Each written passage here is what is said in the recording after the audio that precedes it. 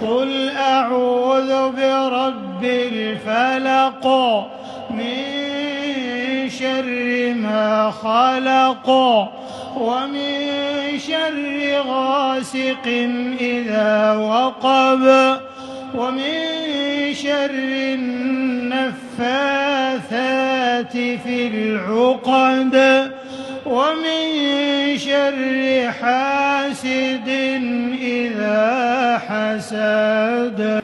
قل أعوذ برب الناس ملك الناس إله الناس من شر الوسواس الخناس الذي يوسوس في صدور الناس من الجنة والناس.